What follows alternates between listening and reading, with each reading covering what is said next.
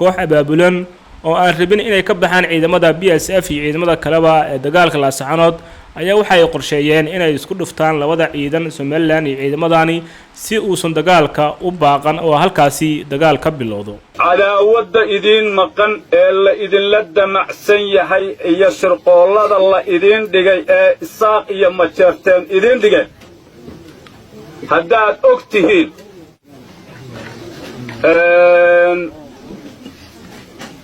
maydan guursateen oo caruur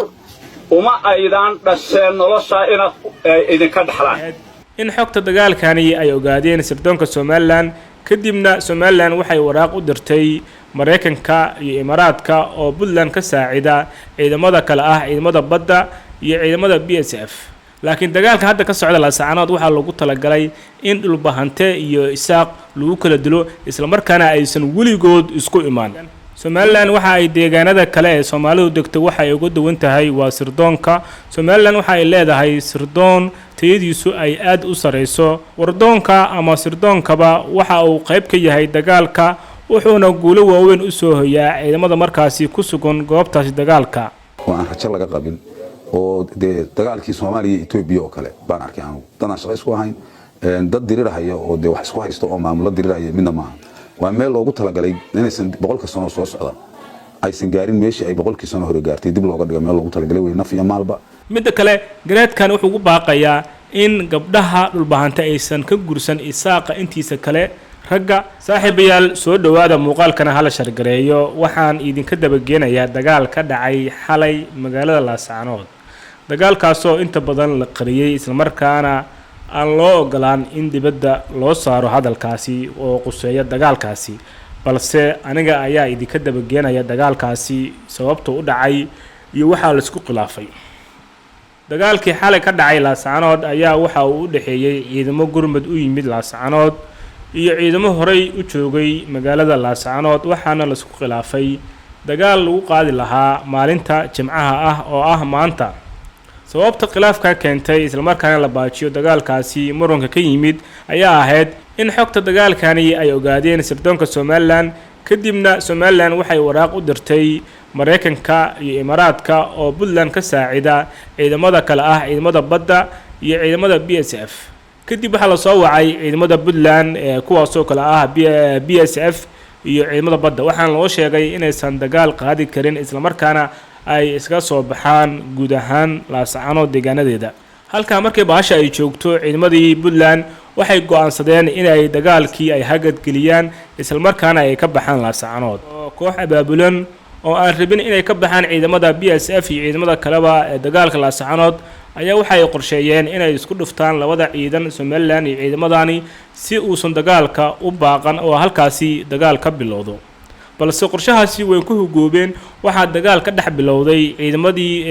damacsanaa inay isku dhuftaan Somaliland iyo ciidamadii kale qasaaraha la soo sheegay ilaa hadda si sax looma hubo laakiin waxa la sheegay in qasaare fara badan uu jiro oo dhimasho iyo dhaawacba intaba wardoonka Somaliland ayaa la socdo dhaqdhaqaaqyada ciidan ee ka jira Laascaanood iyo guud ahaanba gobolka Sool midaasna waxay ku tusinaysaa in wardoonka Somaliland ay tayadiisu ay aad u sareyso waxayna qayb ka yihiin isla markaana ay kaalin weyn ka qaateen difaaca duulaanka ka dhanka ah Somaliland iyo Laascaanoodba. Somaliland waxa ay deegaanada kale ee Soomaalidu degto waxa ay ugu duwan tahay waa sirdoonka. Somaliland waxa ay leedahay sirdoon tayadiisu ay aad u sareyso. Wardoonka ama sirdoonkaba waxa uu qayb ka yahay dagaalka wuxuuna guulo waaweyn u soo hoyaa ciidamada markaasi ku sugan goobtaasi dagaalka. waxaan ognahay in dagaal uu ka socdo magaalada Laascaanood isla markaana dagaalkaasi ay qayb ka yihiin dhammaan qabaa'ilada ay ka kooban yihiin daarood ayagoo markaasi ka kala yimid gobolo kala duwan iyo deegaano kala duwan haddaba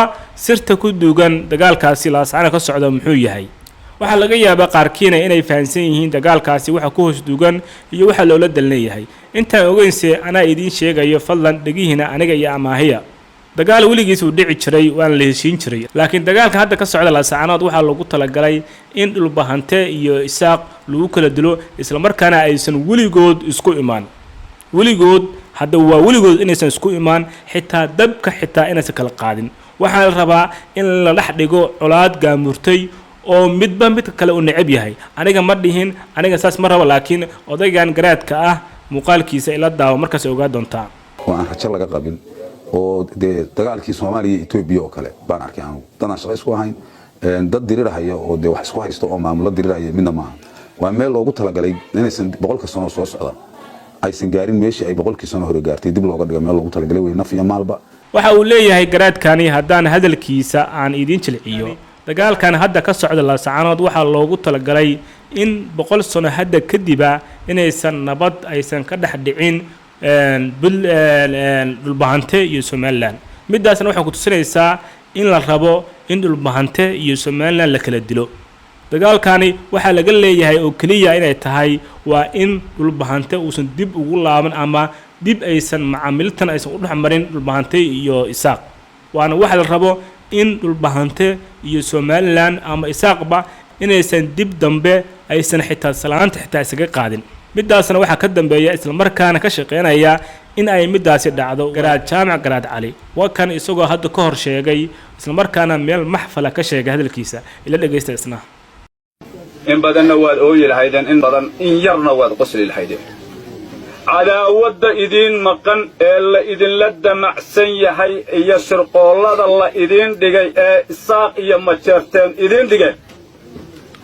haddaad og tihiin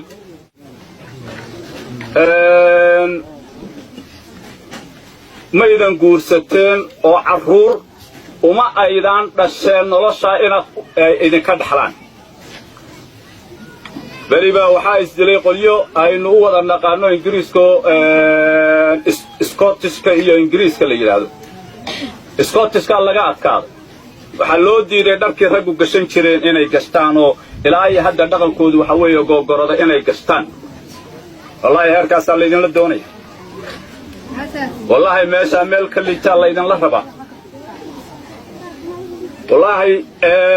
illa idin yiraahdaa dhici karaysa xitaa timaha garku wajiga ku yeesho kuma yeelan karaysaan soo maqashaan garaadkani waxa uu ka dhigay dagaalka ka socda Laascaanood inuu yahay dagaal hadda ka hor dhaxmaray Ingiriiska iyo Scottishka wuxuu ku micneeyay in dhulbahantaa la rabo in la guumeysto xitaa timaha gar ka soo baxay xitaa inaan loo ogolaan doonin midaasna waxay ku tusinaysaa qudada iyo nacaybka uu qabo Isaaq garaadkan midda kale garaadkan wuxuu ugu baaqayaa in gabdhaha dhulbahante aysan ka gursan Isaaqa intiisa kale ragga halka raggana aysan ka gursan Isaaqa hablahooda midaasna waxay ku tusinaysaa adawtinimo gaamurtay oo uu qabo dadka walaalaha ah isla markaana uu rabo inuu dhex dhigo colaad aan weligood aan laga soo kabsan isku soo wada duub duulaanka Laascaanood micnaha laga leeyahay ama ujeedka laga leeyahay waxa weeye in dhulbahante iyo Somaliland la kala dilo aysan dib dambana aysan waxba isku darsan ujeedku waa midaasi waxaan la rabaa waa colaad 100 sano hadda kadib xitaa hadii la joogo aan nabadeeda aan la raadin waana micnuhu waa midaasi hala ogaado muuqaalkana hala share gareeyo